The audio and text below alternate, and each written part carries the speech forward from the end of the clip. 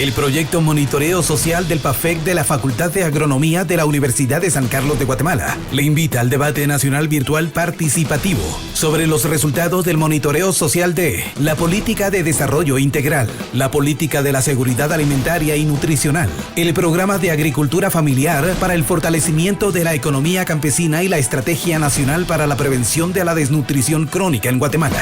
Las exposiciones virtuales estarán a cargo de expertos nacionales y de organismos internacionales. La transmisión de 8 eventos virtuales se hará entre el 30 de abril y el 11 de junio de 2021. Todos en horarios de 9 de la mañana a través de Zoom, enlazando con los portales digitales de los centros universitarios, la radio y la televisión de la USAC y de OSANDRI. También podrán escucharse la transmisión de los eventos a través de la frecuencia 1460 AM de la Federación Guatemalteca de Escuelas Radiofónicas. Para más información en Facebook, @MSPAFECUSAC. Te esperamos con el apoyo de Unión Europea, Universidad 921 FM y TV USAC.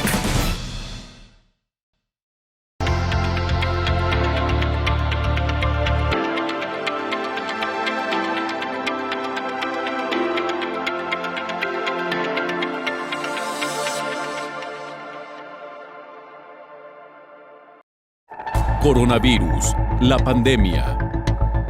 ¿Cuáles son los síntomas? ¿Cómo se transmite?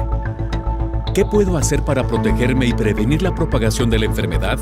Nuevo padecimiento que ha encendido las alarmas de los sistemas de salud. Coronavirus, la pandemia. Un placer saludarle en este su espacio, Coronavirus, la pandemia, una producción de la Universidad de Guadalajara. Llegamos a nuestro programa número 436 de Coronavirus y agradecemos a las televisoras públicas de la República Mexicana, así como de América Latina y el Caribe, que siguen esta transmisión. Nos ponemos a sus órdenes y usted puede hacer llegar sus comentarios a través de las redes sociales. En las mismas nos encuentra como Canal 44 TV, tanto en Facebook como en Twitter, Canal 44 TV. E igualmente a su disposición por la vía de WhatsApp, en el 33 22 42 06 90, 33 22 42 06 90. Participe con nosotros y acompáñenos, pues entramos en materia en este programa en el que tendremos como tema central el coronavirus, la pandemia, inmunidad global por COVID-19 a casi un año y medio de esta pandemia. El director del Instituto Nacional de Alergias y Enfermedades Infecciosas de Estados Unidos, Anthony Fauci, menciona que se podría alcanzar esta inmunidad colectiva si entre 70 y 85% de las personas llega a vacunarse. Recién nacidos de madres de familia que enfermaron por COVID-19 y quienes fueron vacunadas han logrado protegerse del virus SARS-CoV-2. Estudios mundiales señalan que las personas que enfermaron por el coronavirus pueden volver a adquirirlo a los 6 u 8 meses después. La Organización Mundial de la Salud incluye en el listado de uso de emergencia de la vacuna china Sinopharm contra COVID-19. Y Estados Unidos empezará a vacunar a los menores de edad antes del inicio del próximo año escolar. Es parte de lo que estaremos desglosando para usted en este espacio, así que acompáñenos, pues ya entramos en materia. Factores influyen para alcanzar la inmunidad por COVID-19. Llegar a la meta de inmunización global contra la COVID-19 es la esperanza mundial. Sin embargo, ante una catástrofe de riesgo moral, la pandemia se prolonga de una forma vertiginosa. Con las vacunas se tiene la esperanza de inmunizar a más de 80% de la población del planeta para lograr la inmunidad colectiva. Sin embargo, existe la posibilidad de que un porcentaje alto de la población podría estar inmune al coronavirus. En estos 496 días transcurridos se ha visto al biológico como la única arma para lograr la protección máxima de la infección SARS-CoV-2 a mediano y largo plazo. Esto es, para interrumpir la transmisión y evitar nuevos brotes o nuevas variantes. En este tiempo posiblemente algunas personas adquirieron inmunidad, ya sea porque enfermaron de COVID-19, fue asintomático o bien tiene inmunidad innata o inespecífica. Estos son de que se tiene defensas con el cual se nace y protege contra todos los antígenos. O inmunidad pasiva es cuando un anticuerpo se produce en un cuerpo diferente al propio, ejemplo, los bebés, dado que nacen con los anticuerpos que la madre le transmite a través de la placenta. En el caso de COVID-19 se ha demostrado que la madre de familia que enfermó durante el embarazo fue vacunada y otorgó leche materna, logró transmitir anticuerpo al recién nacido de acuerdo a resultados preliminares de estudios realizados en Estados Unidos y en la India. Algunas anotaciones que quedan por investigar: el tiempo en que dura esa protección que la madre de familia da al bebé, qué cantidad de anticuerpos recibe el bebé según el mes de embarazo en el que se vacuna la madre, comparar más vacunas, obtener más datos sobre qué cantidad y qué tipo de anticuerpos están presentes en la leche materna y la potencial protección que pueden brindar. Una de las interrogantes en torno a esta enfermedad: ¿quién se ha vuelto inmune a la enfermedad y por cuánto tiempo? En los últimos análisis mundiales se señala que las personas que enfermaron por el coronavirus que ha paralizado al mundo pueden volver a adquirirlo a los 6 u 8 meses después. Pero también hay varios factores que influyen en la eficacia y la duración de esa inmunidad. No todos tienen que ver con el virus, sino con las características personales. En esta emergencia sanitaria rodeada de variantes del virus SARS-CoV-2, la aplicación de la vacuna es fundamental para lograr inmunidad, pero ante el riesgo que aún se tiene, es fundamental, señalan organismos internacionales, seguir con las medidas sanitarias para evitar un repunte escalofriante de COVID-19. Informó Isaura López Villalobos. Vamos ahora al reporte de Cristina Gallego, corresponsal de EFE en Ginebra, la sede de la Organización Mundial de la Salud. Buenos días a todo el auditorio de Canal 44. El número de contagios globales desde que comenzó la pandemia en marzo del año pasado asciende a los 158 millones, mientras que el número de muertes ya roza las 3.300.000, según los datos de la Organización Mundial de la Salud. Los casos y las muertes por COVID-19 se han estabilizado en la última semana, pero a un nivel inaceptablemente alto, con 5,4 millones de nuevas infecciones y 90.000 decesos en los últimos 7 días, según ha informado el director general de la Organización Mundial de la Salud, Tedros Adhanom Ghebreyesus.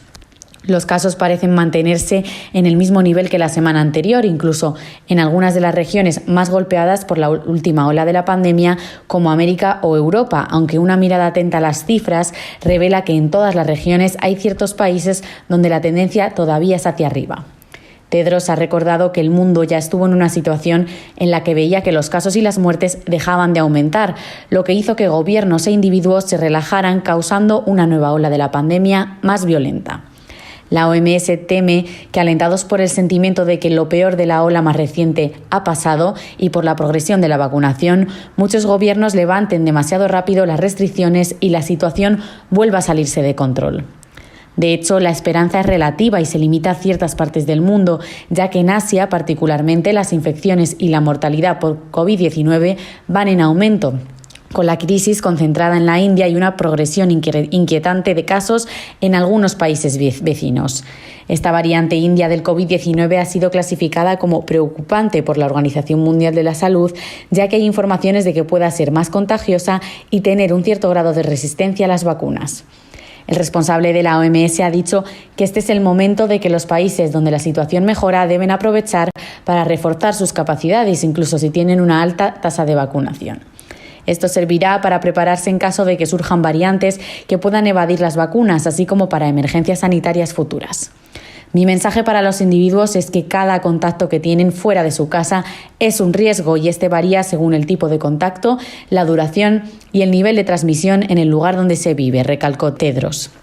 El director general también ha transmitido esperanza, anticipando que llegará el momento en el que todo el mundo podrá quitarse las mascarillas, dejar de mantener la distancia social y asistir a conciertos o eventos deportivos, como empieza a ocurrir en ciertos países donde el virus está bajo control. Sin embargo, enfatizó que la gran mayoría del planeta todavía no se encuentra en ese momento. Reportó desde Ginebra Cristina Gallego para el programa Coronavirus, la pandemia. Y mientras tanto, en Nueva York, y muy a propósito de cierta reactivación, principalmente por lo que refiere a la actividad turística, quieren atraer a los turistas con vacunas. El alcalde de Nueva York, Bill de Blasio, anunció su plan para reactivar el turismo. Uno de los atractivos es recibir la vacuna de Johnson & Johnson. Este verano vamos a ver que el turismo vuelve a cobrar vida en la ciudad de Nueva York. Vamos a ver que muchos empleos regresan por eso. Queremos hacer un esfuerzo adicional, ponérselo fácil a los turistas. Si están aquí, vacúnense mientras estén aquí. Tiene sentido colocar sitios de vacunación donde están los turistas. Es bueno para todos que se vacunen. Es bueno para ellos. Es otra razón para estar aquí y saber que te atenderán.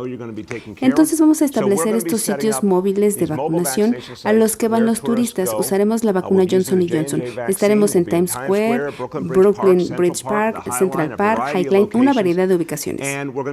Bienvenido a Nueva York. Tu vacuna te está esperando. Así comienza el anuncio del alcalde en Twitter. Solo es cosa de que el Estado modifique la regla de permitir vacunar a personas que viven fuera de la ciudad. La inmunización comenzaría cuando se obtenga esta aprobación, pero Nueva York está lista para aplicar el biológico a sus turistas. Mientras tanto, especialistas han criticado que antes de concluir la vacunación de grupos de riesgo y personal de salud, ya se esté vacunando a jóvenes sanos, informó Elizabeth Ortiz. Y el gobierno alemán autoriza el acceso de la vacuna Johnson & Johnson para toda la población. Alemania se lanza a la vacunación masiva de toda su población adulta, levantando el sistema de prioridad que reservaba la inmunización a las personas mayores y a los colectivos vulnerables. Para este propósito, recomienda tanto la vacuna de AstraZeneca para los mayores de 60 años como la de Johnson & Johnson para la población en general. Al levantar las limitaciones de prioridad respecto a las vacunas del coronavirus, esto permite acelerar la vacunación a todo el mundo que tenga la oportunidad de ser vacunado con esta vacuna tras consultar con su médico. Opinión contraria mantienen en Noruega. Sus expertos aconsejan excluir del programa oficial tanto el preparado elaborado por AstraZeneca como las vacunas de Johnson & Johnson, por los casos de extrañas trombosis detectados. Lo que estamos diciendo es que no recomendamos el uso de estas vacunas basadas en vectores adenovirales en el programa de vacunación nacional. No entra dentro de lo racional, porque son conocidos sus graves efectos secundarios. Mientras, Hungría ha iniciado esta semana la vacunación de los jóvenes de entre 16 y 18 años, al tiempo que ha programado la segunda dosis para los profesores encargados de supervisar los exámenes de fin de curso. Respecto a las restricciones, algunos estados federados alemanes, como el de Baviera, han iniciado la desescalada por territorios, siempre que la incidencia esté por debajo de los 100 casos por 100.000 habitantes. En España, el levantamiento del estado de alarma ha coincidido en el tiempo con algunas de las citas culturales de la temporada, como el Festival de Jerez. Bueno, con esta información nos vamos a la pausa. Regresaremos enseguida con usted y empezaremos ya a comentar acerca de nuestro tema principal. Ya lo hemos referido, estaremos hablando de en qué momento podríamos hablar de que se comienza a llegar a la inmunidad global. Quédese con nosotros.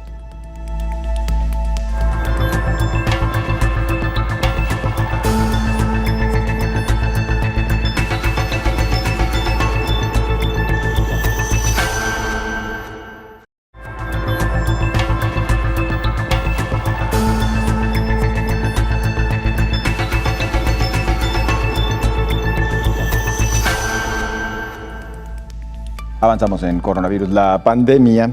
Las muertes en el entorno COVID suman ya 6.9 millones en vez de los 3.2 millones oficialmente reportados. Académicos del Instituto de Métricas y Evaluación de la Salud de la Universidad de Washington estiman que 6.9 millones han muerto en el mundo por el impacto de la COVID, en vez de los casi 3.3 millones de defunciones reportadas oficialmente. Los investigadores hicieron un cambio en la forma de cómo analizan las muertes por COVID. Integraron información de mortalidad por todas las causas para 59 países y 198 estados. Por ejemplo, la gente ha evitado la atención médica, por lo que podría haber aumentado la mortalidad por algunas causas. Hay un aumento de la depresión y el consumo de drogas en algunos países, y eso potencialmente ha aumentado las defunciones. Se sabe que las lesiones han disminuido, quizás en un 5% a nivel mundial, debido a las reducciones en la movilidad. Hemos completado un análisis de la mortalidad por todas las causas para 59 países y 198 estados y provincias dentro de los países.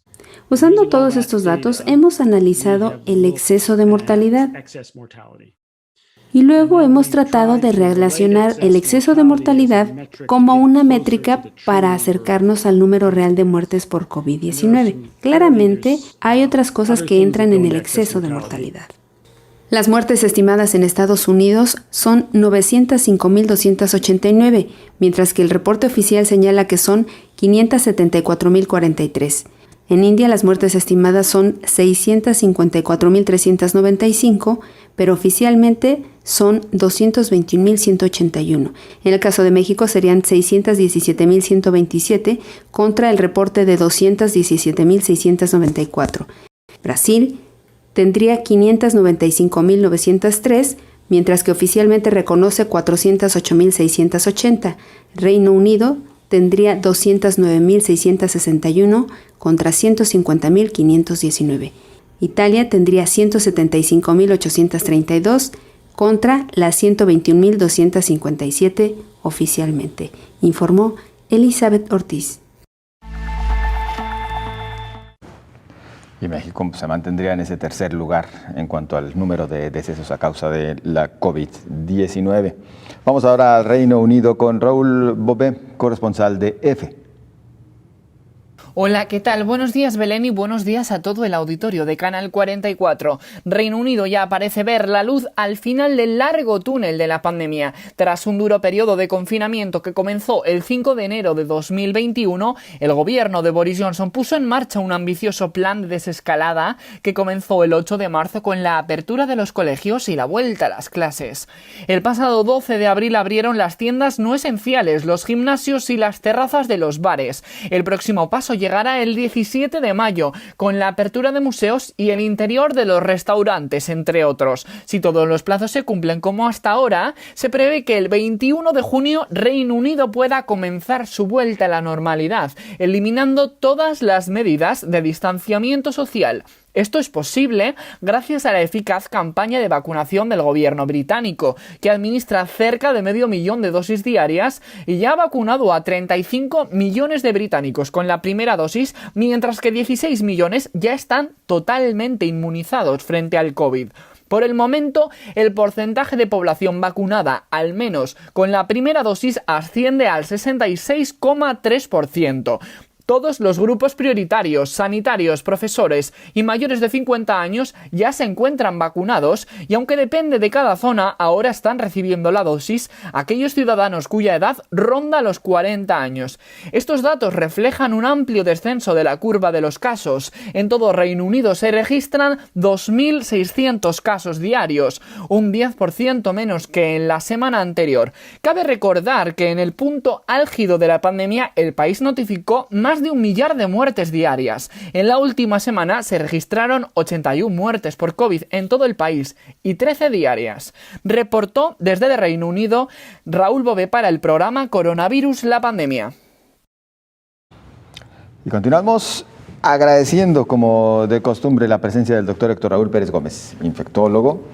Y para abundar en este tema de hoy, la inmunidad global por COVID-19, esto a casi año y medio de la pandemia, ¿como para cuándo esta inmunidad global? Y me sorprendía, doctor, buen día, con la primera respuesta que me daba fuera de micrófonos. ¿Cómo le va? Buen día, José Ángel, qué gusto saludarte.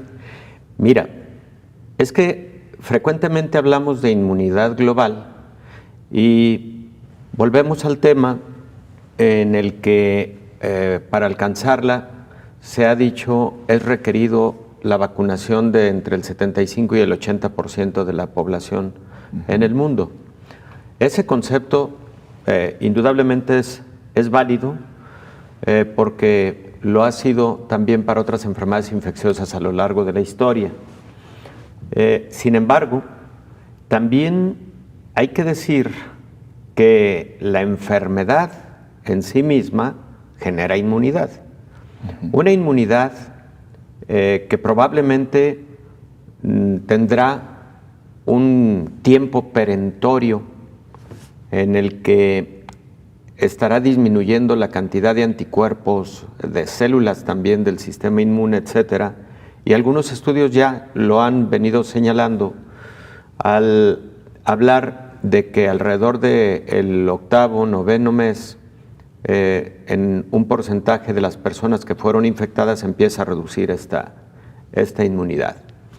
Y por ese motivo también tanto la industria farmacéutica, algunas universidades, etcétera, que han estudiado a estas cohortes de pacientes que se han infectado, hablan de la posibilidad de vacunación periódica ya contra COVID-19. Bien, entonces, la inmunidad global depende de la vacuna, sí, por un lado, pero también de la cantidad de población que se ha infectado. En ese sentido, los números marcados a nivel internacional seguramente no son los números de la población total que se ha infectado a lo largo de la pandemia. Claro. Por varios motivos. Primero, porque muchas personas se han infectado de forma asintomática. Segundo, o se han infectado, han tenido muy pocos síntomas y con esos muy pocos síntomas muchas personas no han acudido a realizarse un examen para detección de SARS-CoV-2 porque lo han considerado como un cuadro gripal. Así es. Y mucha gente así lo dice, no, yo no tengo COVID, yo lo que traigo es un cuadro gripal, cuando muchos de los síntomas de un resfriado común pueden ser un cuadro de COVID leve. Entonces, muchos países tampoco han realizado pruebas de laboratorios para detección de COVID-19 a pacientes con sintomatología leve.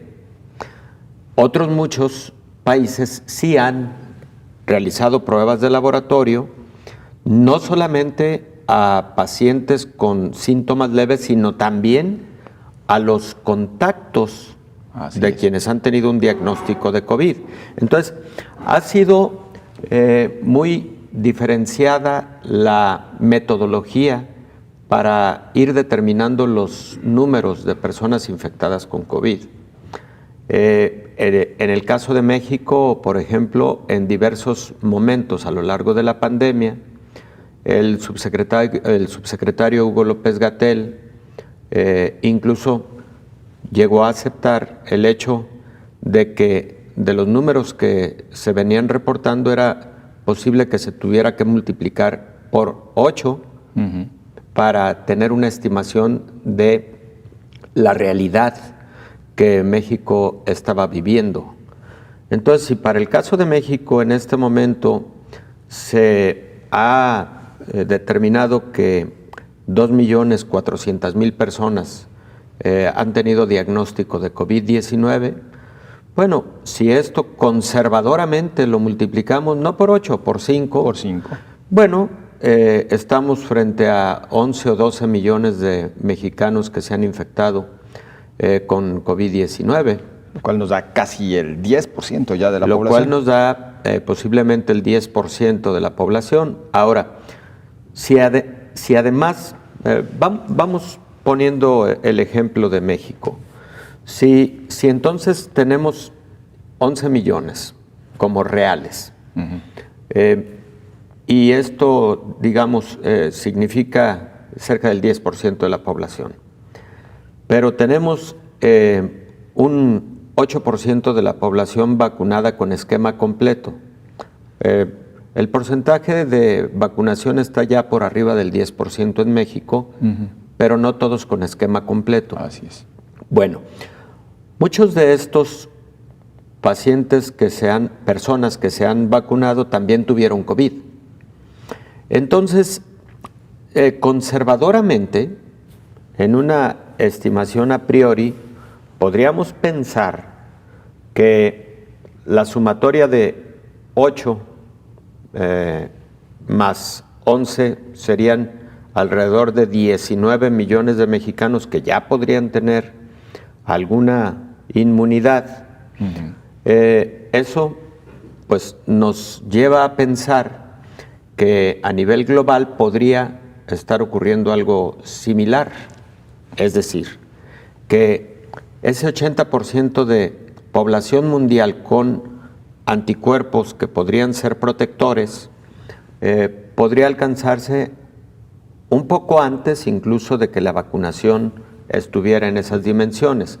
Ahora, lo que estoy comentando es hipotético. Claro. Quiero que quede claro, porque la recomendación técnica correcta es de que se vacune el 80% de la población mundial, porque la vacuna nos asegura de alguna forma una homologación, digamos, de la cantidad de anticuerpos y células de la respuesta inmune, porque en el caso de la infección natural, José Ángel, lo hemos dicho en muchos momentos en esta mesa de trabajo, los pacientes que tienen un COVID con sintomatología leve generan inmunidad menos robusta que los pacientes que tienen COVID-19 con sintomatología mayor, ya sea grave o crítica, por ejemplo. Entonces, la vacuna es la que sí nos asegura, insisto, una cantidad estandarizada de inmunidad. Una mayor protección. Una mayor protección. Pero entonces, cuando hablamos de inmunidad global, sí tenemos que hablar de, además de las vacunas, la inmunidad que se va generando también a lo largo de los meses por la infección natural. Para irnos a la pausa, en este caso hipotético que nos plantea, doctor, estaríamos hablando, por ejemplo, entonces, por seguir con el ejemplo de México, que conservadoramente ya el 15% de la población podría tener algo de inmunidad. Es probable, José Ángel. Incluso, déjame decirte que hay algunos estudios, se llaman estudios de seroprevalencia, porque lo que miden es cero por el suero. Exacto. O sea, miden la cantidad de, en este caso, anticuerpos en el suero de las personas. Y estudios de seroprevalencia, digamos, en población general, aunque han sido en muestras aleatorias en México, en algunos de ellos se han encontrado anticuerpos presentes hasta en el 20% de las personas estudiadas. Entonces, es posible que sí vaya acorde con la hipótesis que estamos comentando. Se requieren más estudios de seroprevalencia a nivel mundial. Exacto. Y solamente insistir, bueno, lo ha dicho el doctor ya en varios momentos durante esta charla, lo cual no sustituye en ningún momento la necesidad de que se aplique la vacuna por lo menos al 80% de la población. Pero esto lo abundamos después de la pausa, no se vaya.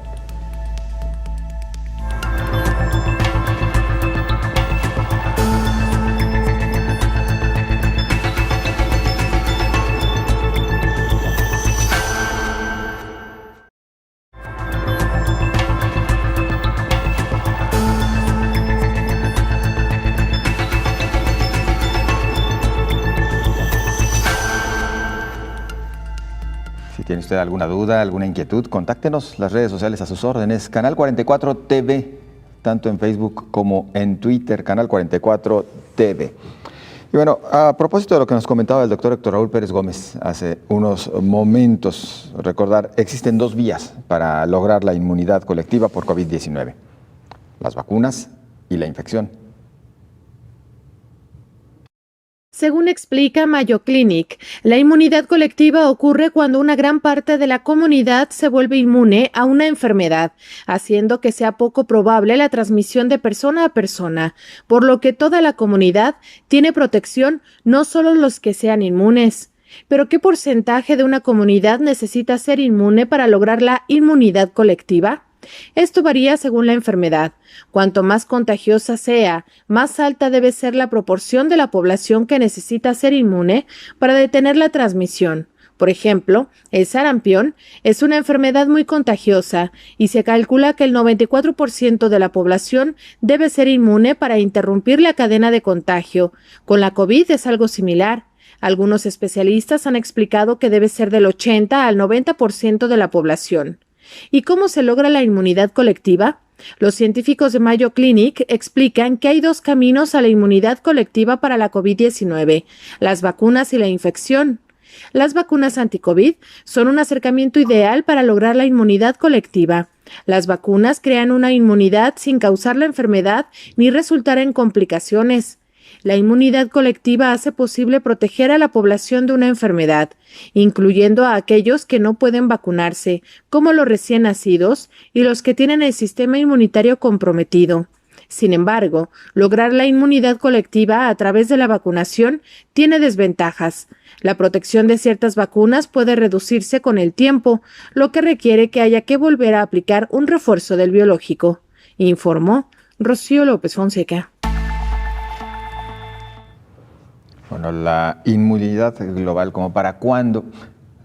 Vamos suponiendo, doctor, llegamos ya al 80% de la población vacunada. Esto nos indica, porque luego también es lo que muchos se preguntan, ¿ya el virus desapareció? ¿Ya no lo vamos a ver? No, definitivamente no podemos considerar el que, habiendo logrado la inmunidad global, tenemos todo el control, el absoluto control. Eso se consigue con el paso del tiempo al lograr lo que se llama erradicación de una enfermedad. Hay enfermedades consideradas erradicadas de la faz de la Tierra, como el caso de la viruela, por ejemplo. Y cuando en su momento la Organización Mundial de la Salud consideró la viruela como erradicada, instó a las naciones integrantes y a todo el mundo destruir los cultivos que pudieran haber quedado de virus de la viruela en laboratorios de investigación, con propósitos de que hubiera certidumbre al respecto de la erradicación, en este caso de viruela. Eso llevó siglos. Evidentemente las cosas cambiaron muy rápido cuando surge la vacunación a partir de el padre de la inmunidad o de las inmunizaciones, que es Edward Jenner, más o menos en el siglo XVIII, si mal no recuerdo, sí en el siglo XVIII. Entonces, siglo XIX. Entonces, hablando de COVID-19, este es un coronavirus que difícilmente se va a poder erradicar. Y digo que difícilmente se va a poder erradicar porque recordemos que desde hace 5 décadas aproximadamente se descubrieron coronavirus responsables de enfermedad en el ser humano. Ya son 7 los coronavirus que pueden causar enfermedad al ser humano. El que causa el COVID-19 es el último de ellos. Pero también tuvimos al SARS, que causó enfermedad grave similar a la actual en el año 2003 y que sigue existiendo. Y luego tenemos a MERS, que empezó a causar enfermedad alrededor del 2013 en Arabia Saudita y es un virus que sigue existiendo. Ahora tenemos a SARS-CoV-2, que se llama así por su parecido al SARS del 2003, 85% de similitud genómica. Y es un virus que seguramente estará existiendo por muchos años. ¿Se va a convertir en un virus estacional? Sí, es muy probable. Por ese motivo, una de las grandes interrogantes es si van a requerirse vacunaciones periódicas y está pendiente por definir con qué periodicidad. Eso se va a poder conocer cuando a lo largo de los siguientes meses podamos identificar ya con certidumbre en qué momento ha decaído la respuesta inmune con las vacunas. Que en realidad la pregunta es ¿con qué periodicidad, no, doctor? Exacto. Pareciera que ya esto es un hecho, vaya, se va a seguir inmunizando. Tienes toda la contra razón, COVID. parece ya un hecho. ¿Con qué periodicidad es la gran pregunta? Fíjate que hay ya estudios en curso utilizando ya un biológico combinado entre vacuna contra COVID-19 y vacuna contra influenza. Si mal no recuerdo, Sinopharm, uno de los institutos de biotecnología de China, es quien los está llevando a cabo. Entonces, esto nos empieza a orientar hacia la posibilidad de que, así como es para el caso de influenza, una vacuna anual, pudiera ser el caso de que fuera anual la vacunación contra COVID-19, pudiera ser el caso. Y entonces lo habíamos comentado también en este espacio hace varios meses, cuando identificamos el inicio de estos estudios biotecnológicos, de que una buena idea era la generación de una vacuna combinada para facilitar toda la movilización para la vacunación, para facilitar toda la estrategia mundial para la vacunación, cuando ya se tiene para la influenza, ¿verdad? La pregunta también sería, doctor, ¿tendría que ser obligatoria? O, en el caso de la influenza, pues es ahora sí que voluntaria y solamente se recomienda que se inmunice principalmente a los menores y a los adultos mayores. Claro. En el caso de COVID. No puede ser obligatoria. Fíjate, José Ángel, que en el campo de la salud nada puede ser obligatorio. Nada es obligatorio. Bajo el principio de la voluntad al respecto, bajo el principio fundamental que está incluso consagrado en los derechos humanos universales, no hay obligatoriedad.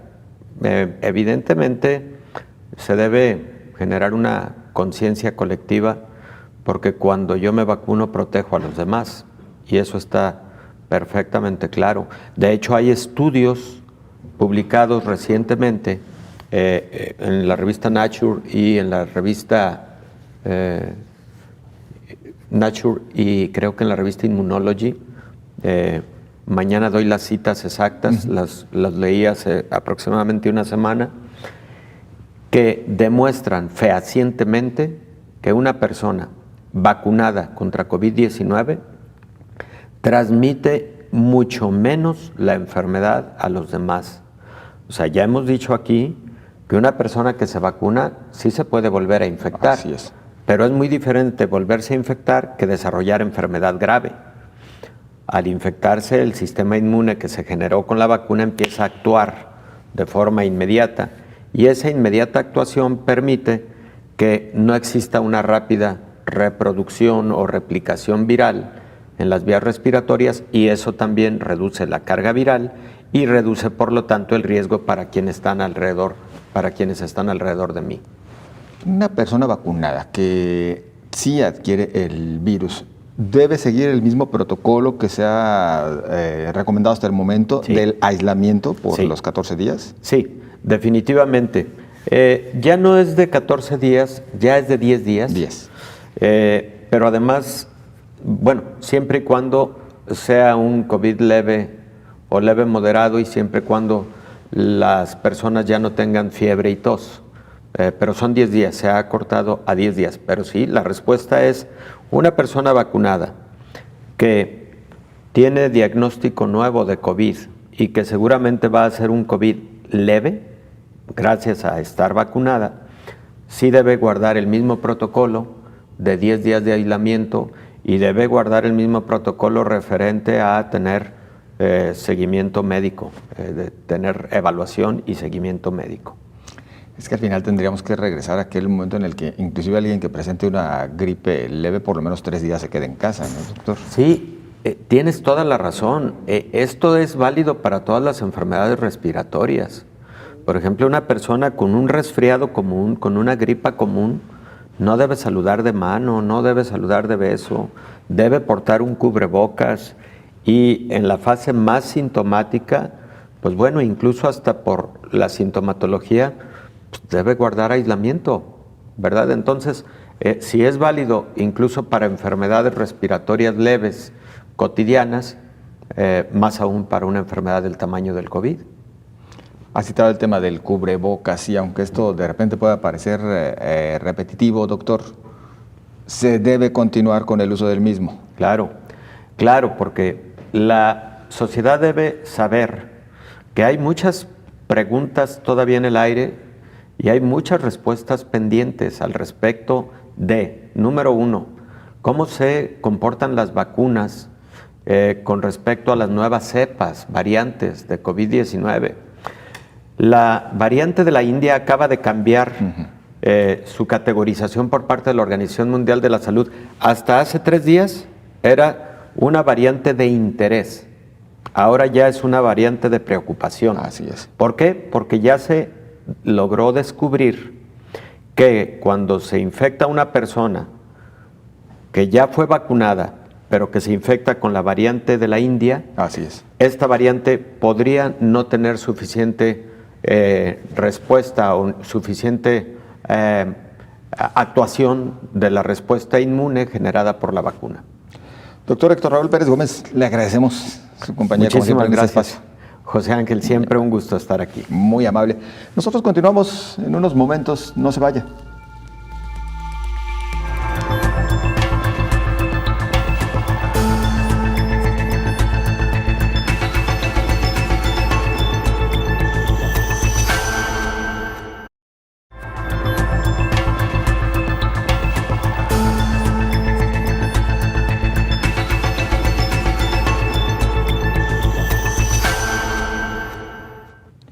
Y continuando con nuestro tema central de este día, expertos internacionales opinan sobre la posibilidad de alcanzar la inmunidad colectiva.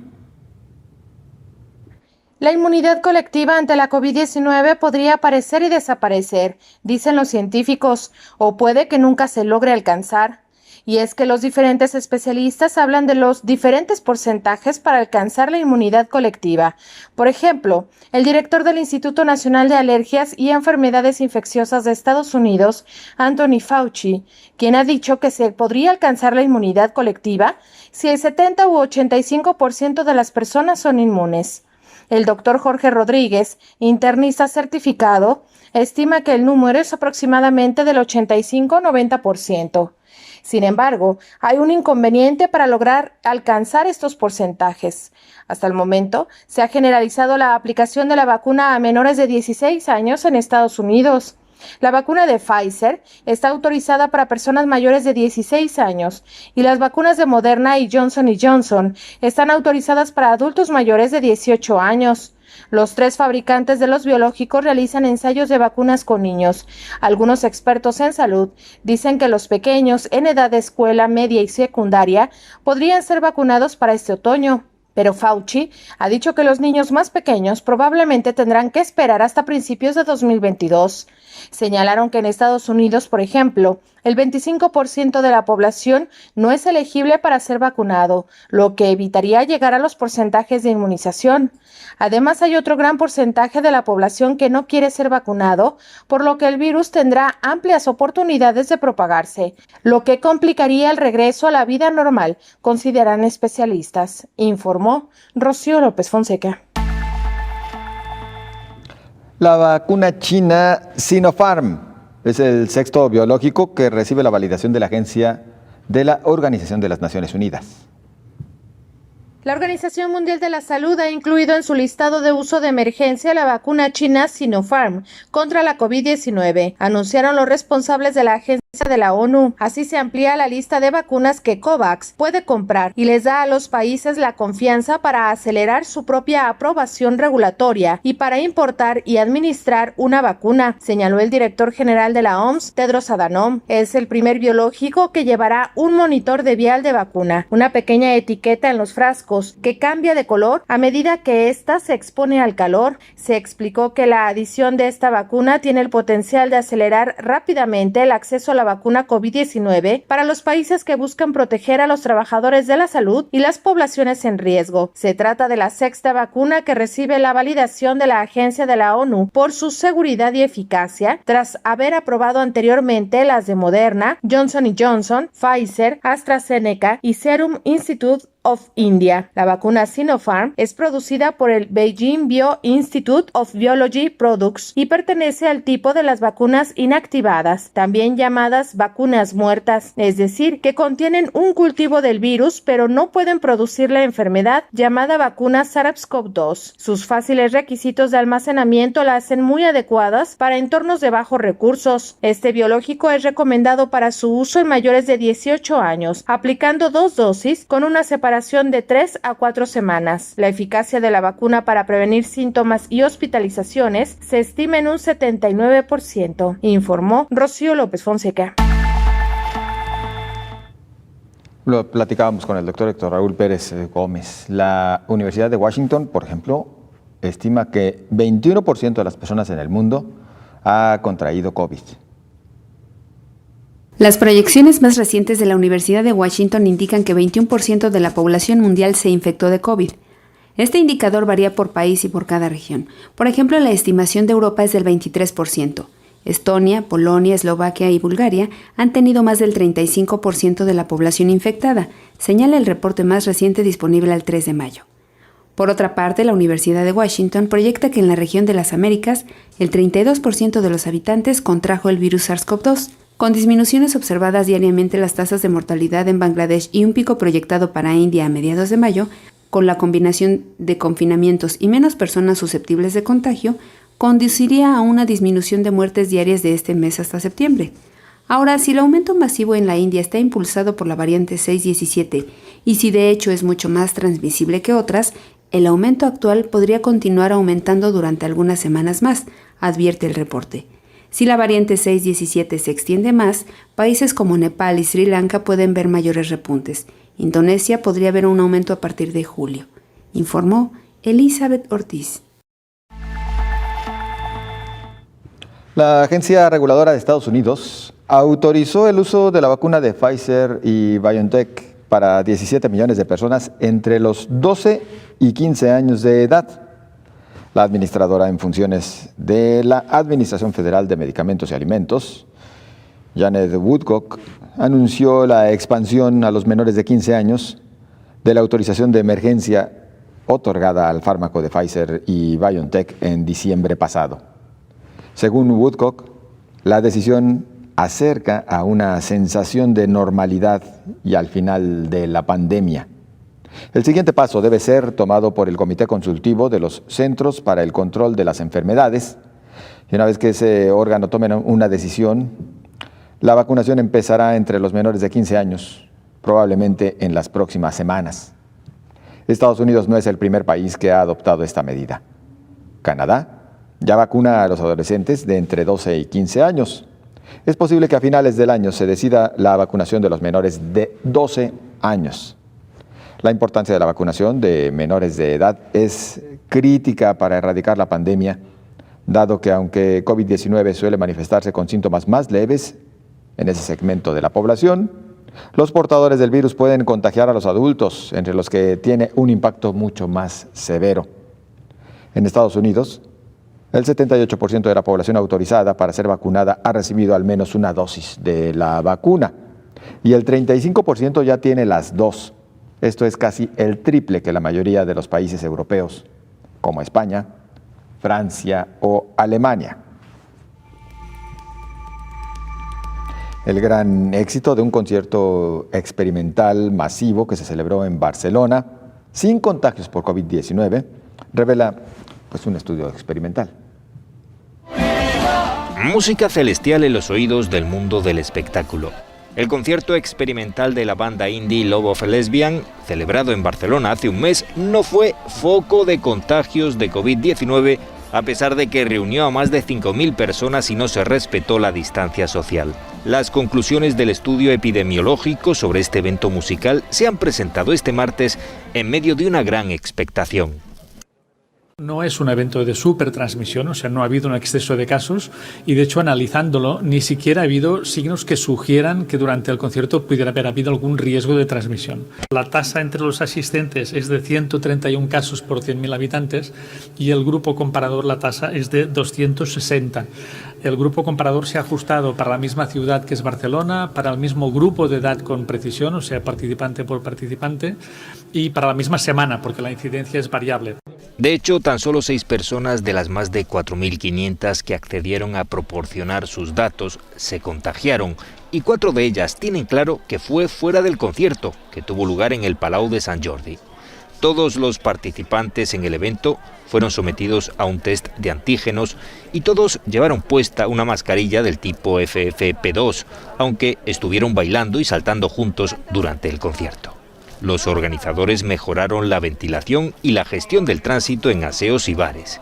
El concierto, concluye el estudio, no tuvo ningún impacto en la transmisión del coronavirus.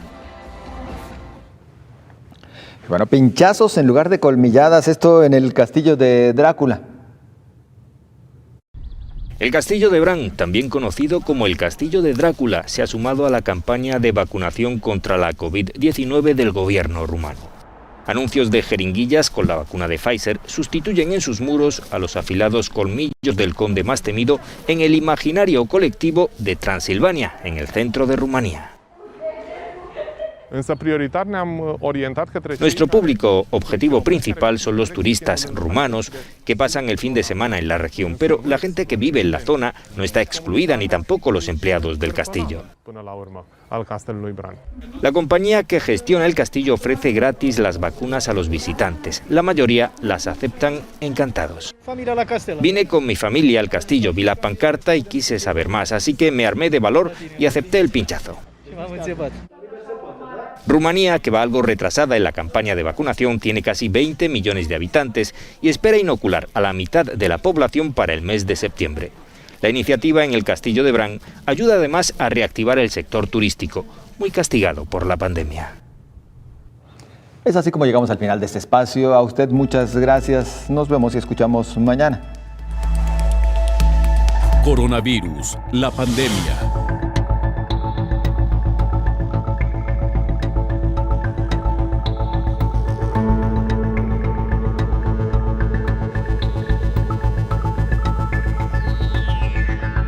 Coronavirus, la pandemia.